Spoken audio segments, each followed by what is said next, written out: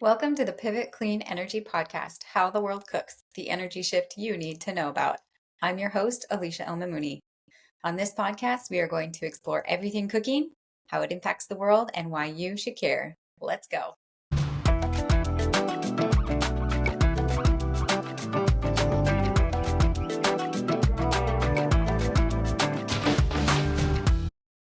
Boris Atanassov is the founding director of GreenLight Africa, a regional consultancy firm with a base in Mozambique that specializes in energy and environment.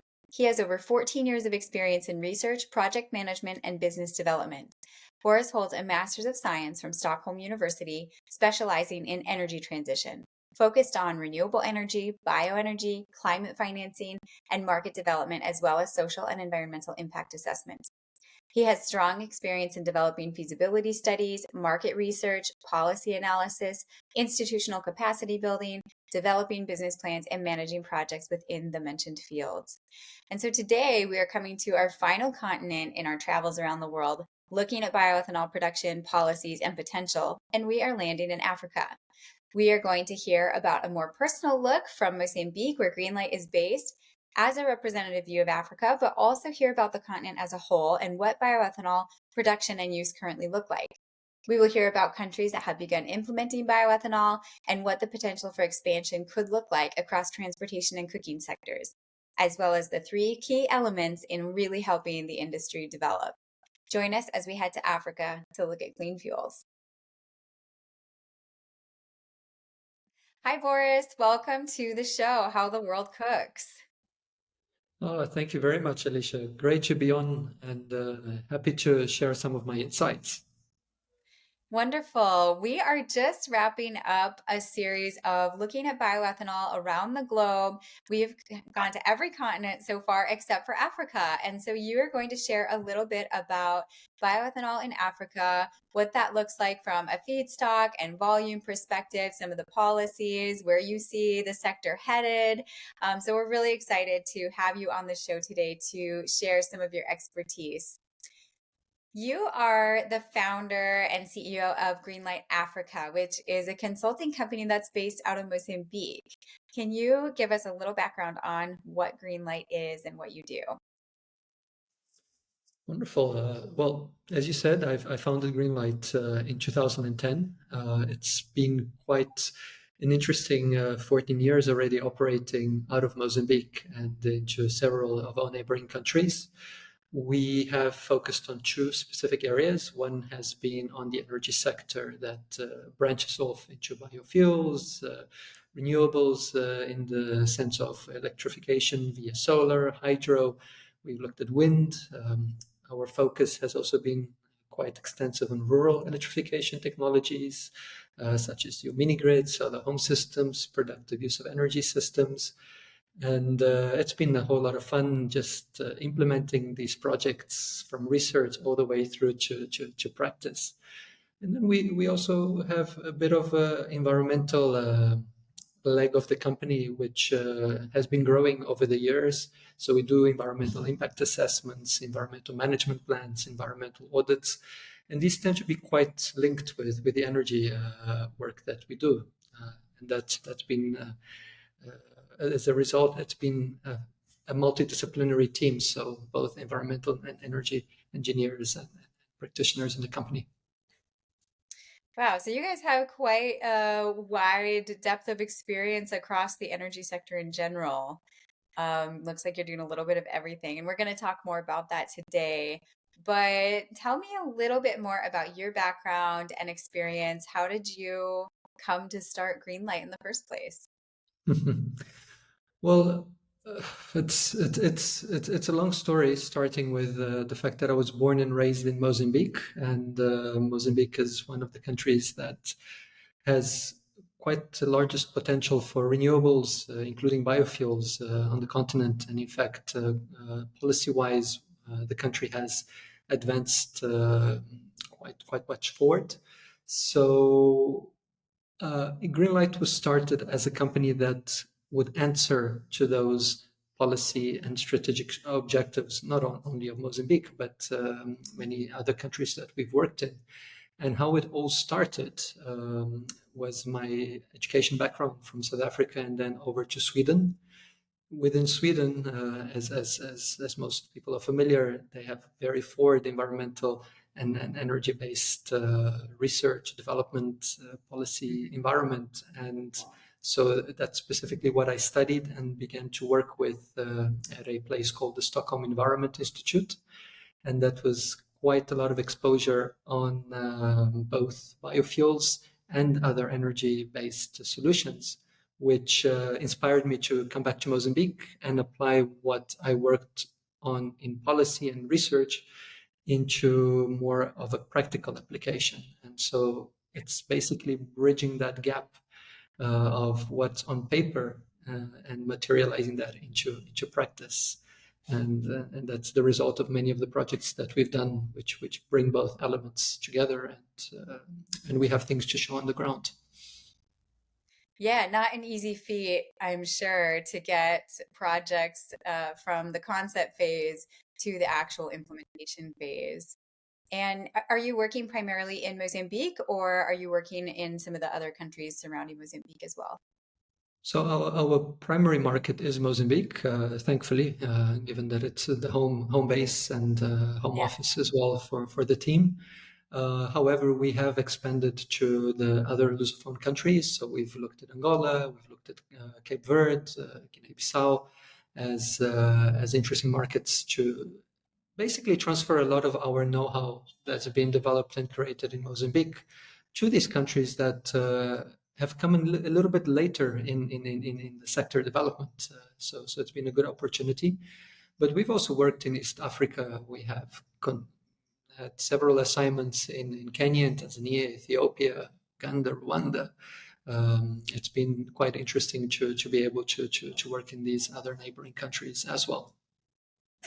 Can you tell us a little bit about some of the projects you've supported, maybe one or two that really stick out in your mind? Sure. So one of the areas that we've worked in is clean cooking, which has been closest to my heart, at least because the consequences of not cooking with clean energy sources are just so much more serious than most people consider. Yeah. So projects where we've introduced clean cook stoves, whether it's ethanol cooking or whether it's other solutions such as pellets, such as even more sustainable based biomass solutions like briquettes, are the ones that I find the most interesting and fulfilling to work with. Mhm. And we've supported companies with clean cook technologies, as mentioned, with pellets. We've worked with gas fire stoves. We've worked with ethanol cook stoves in the past. We've developed entire portfolios for these companies in country and implemented on their behalf some of the projects. Other interesting projects and programs that we've supported, for example, in renewables and with focus in Mozambique, has been running on behalf of the government and providing technical assistance for the renewable energy auction program called ProLair. So that's a pioneer program that shifted large-scale IPPs, independent power producer projects, from what was unsolicited bids that had a lot of controversy in terms of how the contracts were attributed to a more transparent and I would say cost smart way of implementing energy projects as for the government's interest via a reverse auction model that was developed with all the contracting modalities that we developed and the entire process for procurement that has been supported. So that's been one of our most impressive projects over the past years. And now looking at productive use of energy. So solar irrigation, solar refrigeration, innovative models to introduce these to community members. So branching off into the rural electrification part of things. So these are some interesting and exciting projects that we've worked with. Yeah, yeah, and really valuable, very needed in lots of parts of Africa. So, yeah, thank you for sharing. You mentioned bioethanol cooking and some of your other cooking projects, but before we talk about that, I just want to talk about the general bioethanol use in Africa. And so Mhm. we've been talking about bioethanol around the world, how it's produced, feedstocks, and uses. But what are the primary feedstocks that are used in Africa? And that might be a regional thing, but what have you seen in terms of the primary feedstocks for bioethanol? I think you generally have similar tendencies, specifically within sub-Saharan Africa and countries within the region of Mozambique that we've worked with. Sugarcane is your primary feedstock source, and that's mostly via the molasses. Given in some countries, specifically looking at Mozambique, for example, there is a sugar market that Hmm. one has to consider as well. So molasses being a co-product or byproduct of the industry is an interesting feedstock that's been used. In Mozambique, for example, we have four large estates that produce for 50,000 tons of sugar a year, for example. That's quite a lot of sugar, Yeah. and there's a lot of molasses that's used as a feedstock that can potentially be produced into ethanol, currently exported. Mm-hmm. We also look at cassava as a very interesting feedstock, specifically in the context of Africa and context of rural adaptability for smallholder production, given its climate adaptability and adaptability to less richer soils. Uh, what I mean is less need for inputs compared to sugarcane, for example. So, although sugarcane has higher yields, cassava has the most adaptability, I believe, in the context of Africa, in the context of um, rural development, in my opinion. And then sweet sorghum. Sweet sorghum is not being so widely used as its potential could, but we do believe that it is a feedstock that has promising future for specifically bioethanol production, specifically looking at varieties that are more climate tolerant, so tolerant to less rainfall, which is becoming more and more of a reality with climate Yeah. change that's being experienced. So I would say these three are your most interesting feedstock to look at and mostly Okay. used. So sugarcane, the byproduct molasses, and then Mm. cassava. And sweet And what is sorghum. and sweet sorghum, I'm sorry. Yes, sweet sorghum. And what are the typical end uses for bioethanol that's being produced currently? Well, in its large majority, the alcoholic beverage industry, I would say, it's Sure. one of the main uses, um, and a very large market indeed. We've Yeah. seen sanitizer increase in the past few years, specifically due to COVID. That in itself has also, I believe, somehow stimulated the investor interest in ethanol for blending purposes. I think that's also an interesting spin-off of COVID, that it created a market for sanitizer that no longer is so prominent, which Yeah. might lead to other opportunities, specifically for some of the new investments on the continent. And then, of course, for blending purposes. So we have a few countries that are already blending in the continent, Malawi, Ethiopia, Zimbabwe, and others that are very close to reaching blending, Mhm. including Mozambique. So that would be actually possibly one of the largest uses, specifically in the case of Mozambique, if you consider the Mhm. targets. Yeah, so blending in transportation fuel is very similar to what we do in the US here in most of our fuel. And Exactly.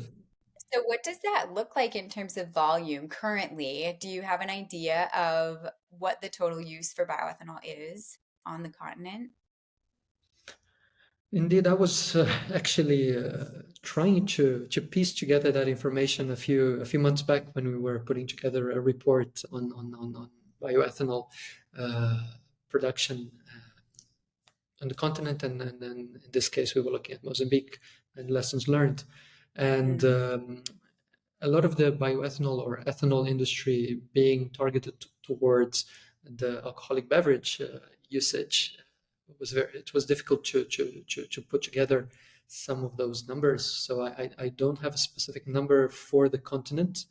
I did put together forecast for Mozambique, for example. So what normally is the way that we do it is we look at the current and projected fossil fuel consumption, look at the targets that these countries have in place. And in the case of Mozambique, it starts with E10 from as soon as this year and moves all the way up to E20 by 2033. And we projected the demand based on that and those figures.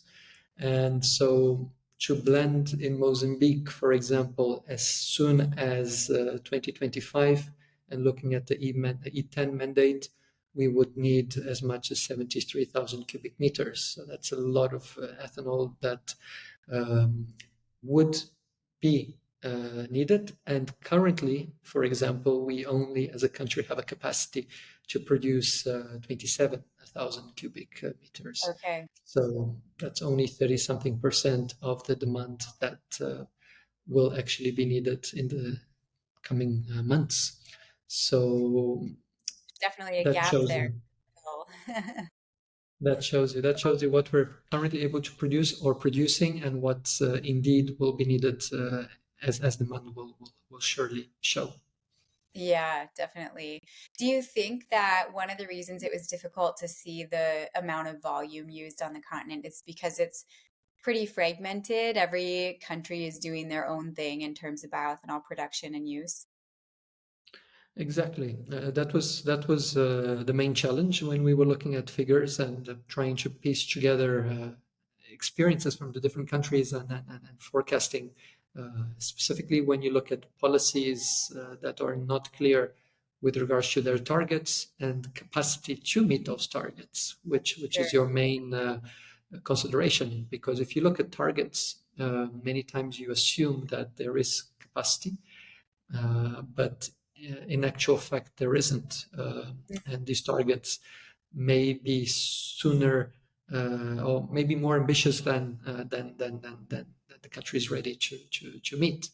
So here we need to consider imports or potential imports to signal the market, and Yeah. hence there's where the problem in quantifying the demand comes in. Our Hmm. country is going to open up to importation? Are they wanting to develop their local industry? And if they're going to develop their local industry, how much of it can actually be developed to reach the targets? Hmm. And do you know what that split looks like today? How much of the bioethanol used on the continent is from local production versus imports? I'm not quite sure. I know most of the countries are that have signed up to blending mandates are mostly using local production when possible, when needed.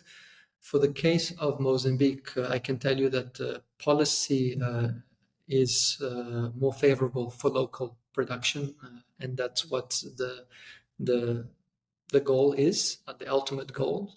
Mhm. So I would say countries start off looking at local production and Sure. will top off the difference or close the gap with potential importation. Now, what that split or that difference is, I believe, will only be possible once local production is kept at the fullest potential of the moment. So there isn't a Sure. figure yet that's able to divide, but I do believe that the importation will be the gap that needs to be filled to meet the targets.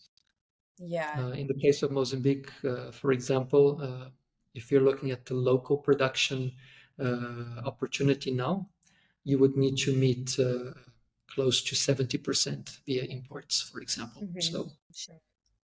And that could be an important consideration while they're developing their local capacity and increasing their agricultural potential. yeah, indeed. Do you have an idea of what the potential for bioethanol production is on the continent, particularly if you see the agricultural potential really being tapped into? I mean, is even just a general idea would be helpful. Well, to be honest, we have as a continent the full potential to be fully autonomous in terms of our production and to meet the consumption targets. In fact, all the conditions are available, be it land, be it favorable climate, be it uh, availability of water. If you're looking at different countries and uh, studying the feasibility of bioethanol in each one of the countries that has blending mandates, you begin to understand that there is capacity to produce locally. Wow.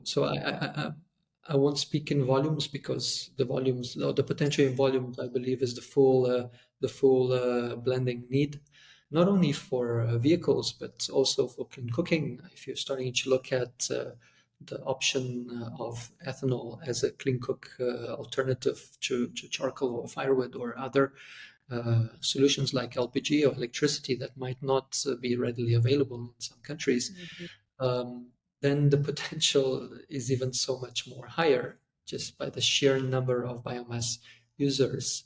But I do believe that can be met locally. Another factor to consider that in the case of Mozambique specifically, we are looking at the smallholders and their ability and availability to be outgrowers for bioethanol feedstock. That in itself is an immense opportunity, both in their willingness and mostly in their need to be involved in a value chain, given the lack of such value chains in many of the rural economies in African countries. So that I do believe is something that potentially needs to be more highlighted when it comes to the bioethanol dialogue. It's looking at smallholders and the social impact that can be created and the volumes that they are able to produce. Absolutely. Yeah, it could have really huge implications for the rural economies in Africa. And we've seen that even here in the US, small towns in the Midwest that have really benefited from having a bioethanol plant nearby just because of all of the industry that it encourages.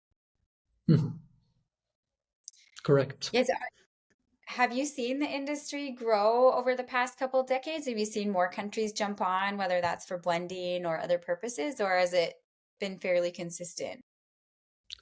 To be honest, it's been the opposite. It's declined since the European blending mandates were announced in the early, no, in the mid 2000s. We've seen that there was a quite a large investor interest in producing ethanol feedstock for the European market as export feedstock.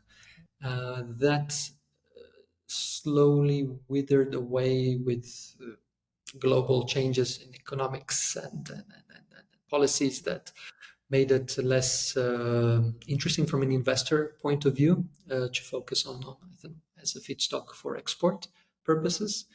And then it was quite a quiet period until the 2020s, when there was quite a push on the policy agenda for biofuels to be back on the table. That came to a surprise for some, but in my opinion, it was very much expected. And that's mostly because of international policies and strategies looking at energy transition, net zero emissions, and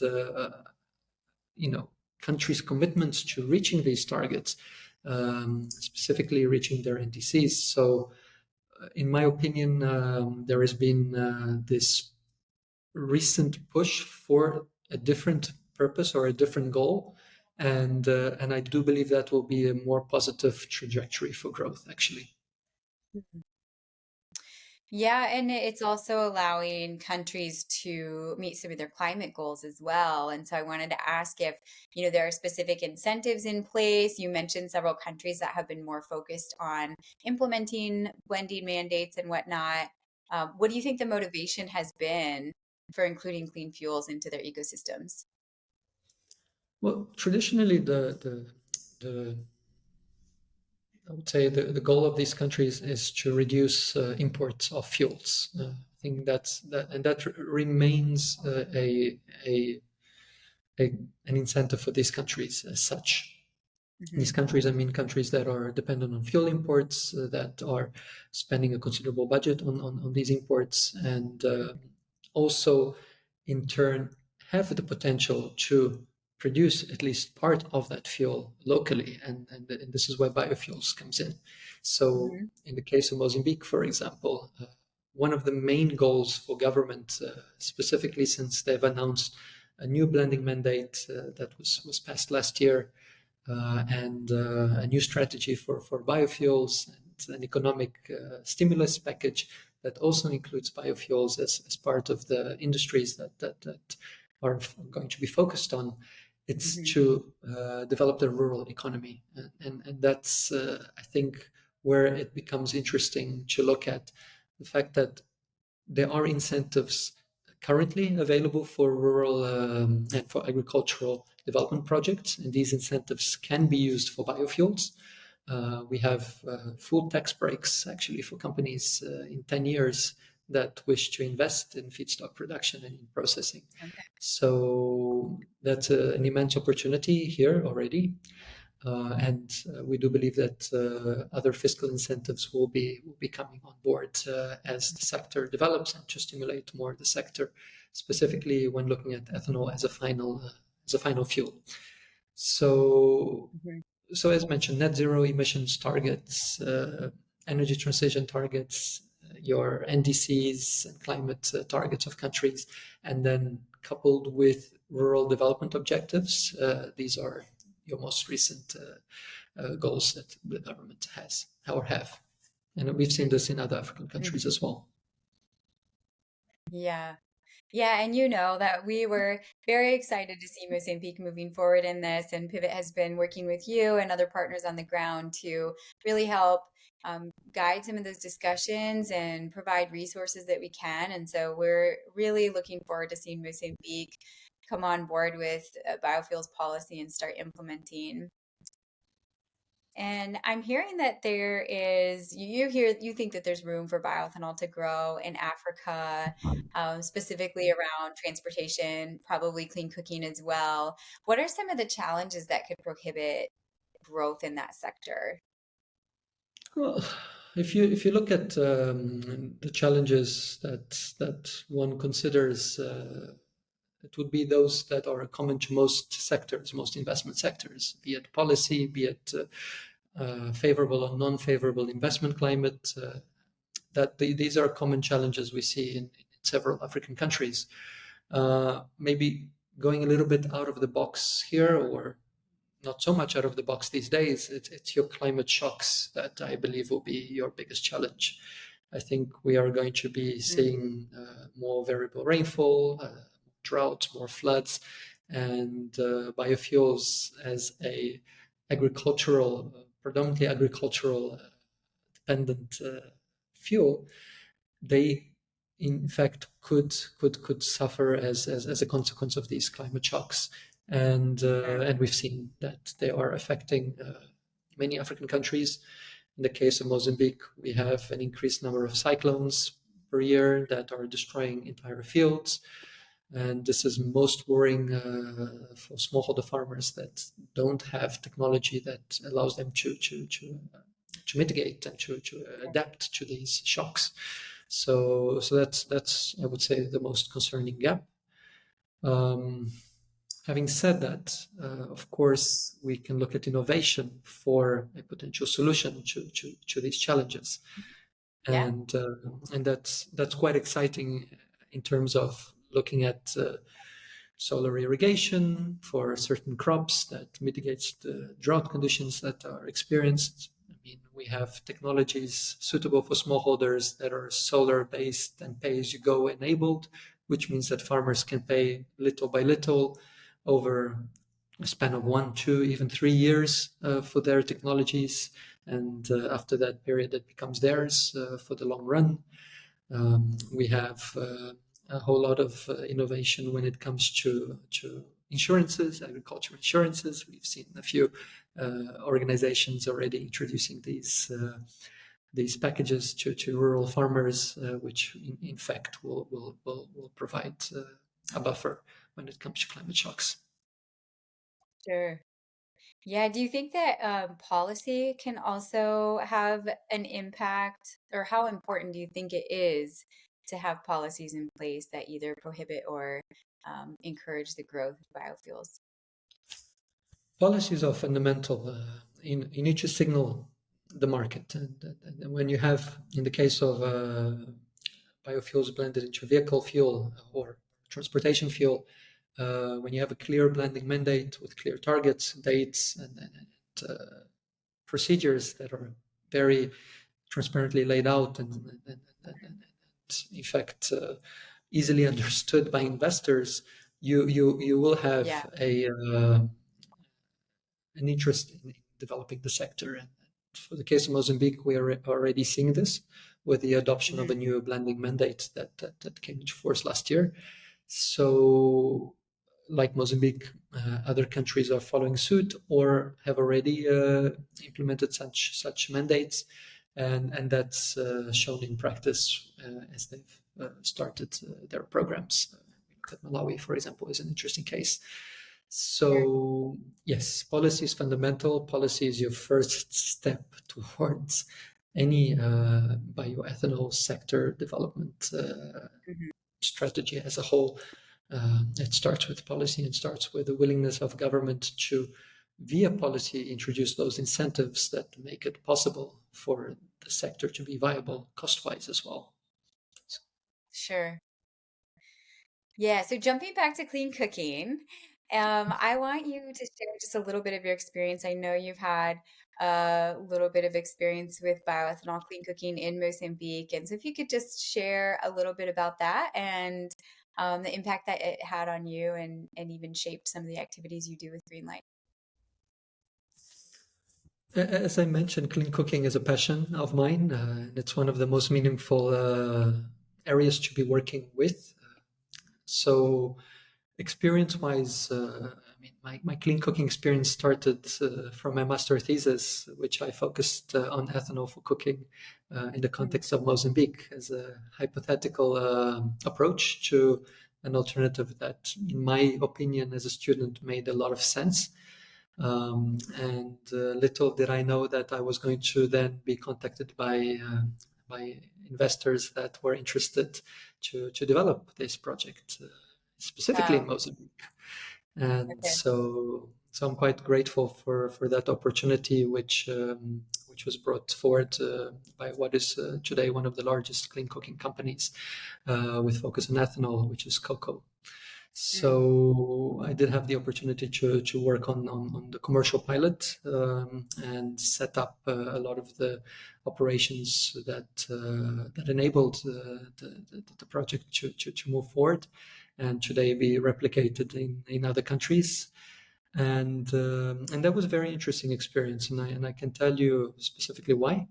It did focus on the entire value chain, so from Mhm. production of ethanol, from smallholders, looking at cassava, into processing it into bioethanol, and then commercializing it in urban areas with a lot of marketing, a lot of behavioral change communication, a lot of Yeah.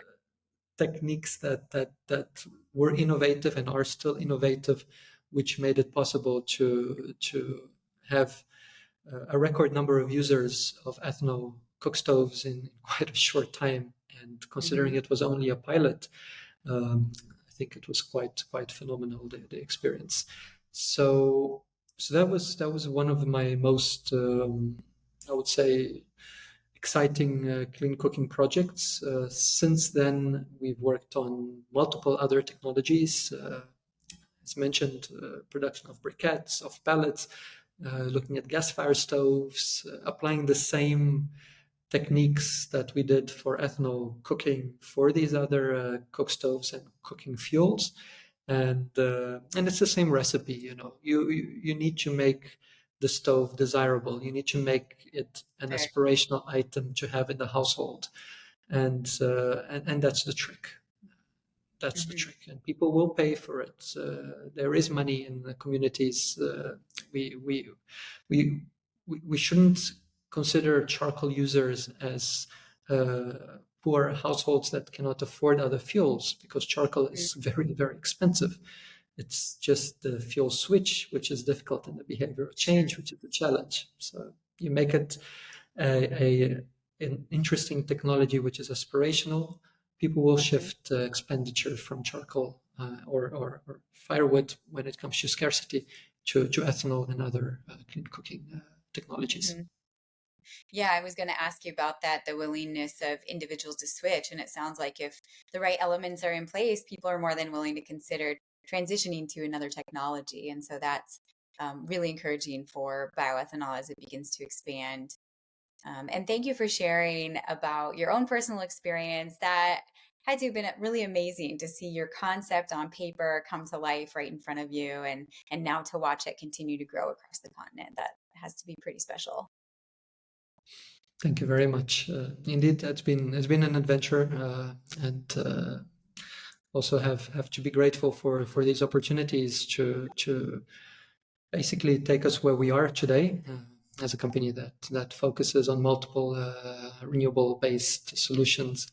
And it all started from clean cooking, so that in Yeah, itself shows you where the primary energy source can lead towards, and also come back to it as a very important element that needs to be still considered, because I can tell you in the 14 years that I've been working in the sector, we are still in the dire need to have more people switch to clean cooking. sure. It's very challenging.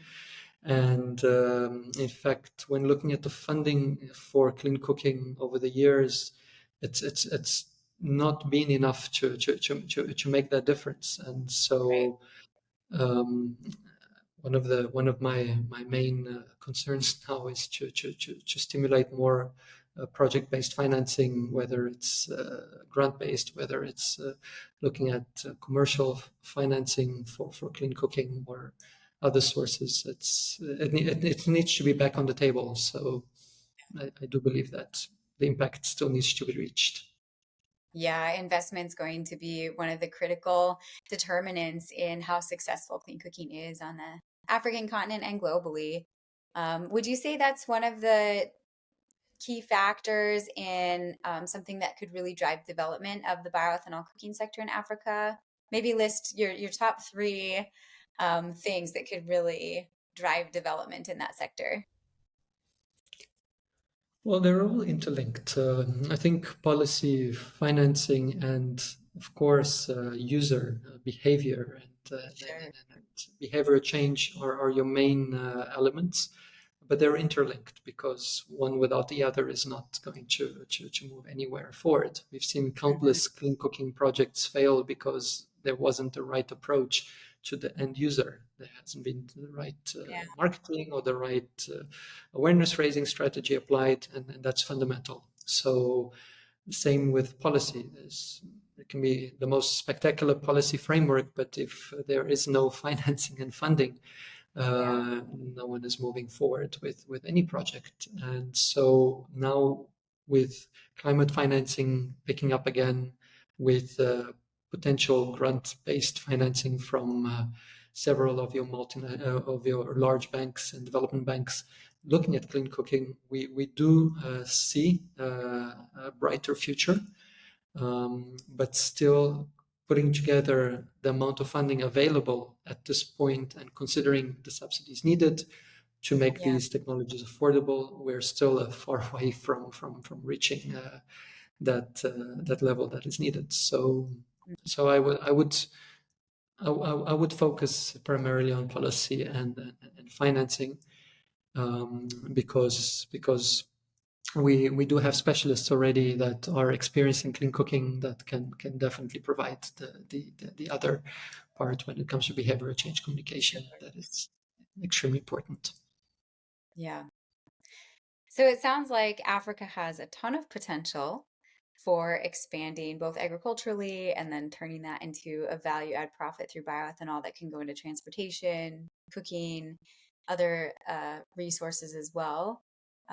But that with the right elements in place, it really can be successful. And the financing, that investment piece, and then the policy piece, both of those are really going to help spur that success on the continent.